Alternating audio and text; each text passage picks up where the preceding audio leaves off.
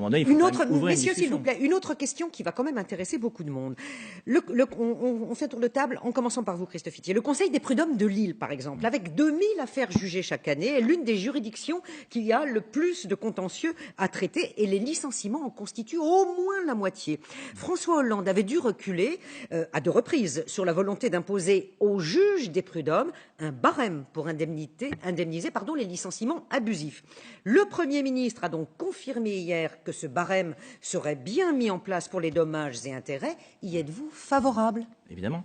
Évidemment, d'abord, tout le monde a y gagné, à la fois le salarié comme l'employeur. D'abord, il faut dire que les conditions, ce qui relève de la barémisation en fait, de ces licenciements, relève d'un certain nombre de motifs de licenciement, qu'il ne s'agit pas Là, on du parle du motif licenciement abusif, sans cause réelle ni sérieuse. Oui. Donc on est sur des licenciements qui sont relativement ciblés. Aujourd'hui, le fait qu'il y ait à la fois, quand on dit barémisation, ça veut dire aussi qu'il y a un plancher. Et c'est aussi une sécurité pour les salariés.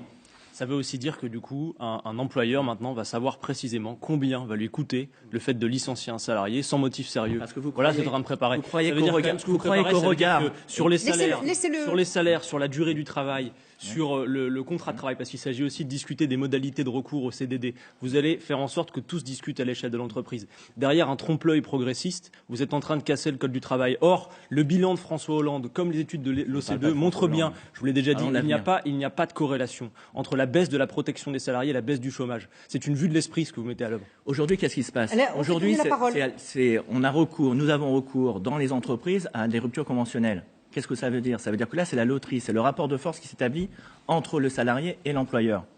On est d'accord? Qu'est-ce que va changer à ça le Alors, barème? Éric Dely, On va vers un Éric Dely, juge. On s'il vous repasse plaît. vers un juge.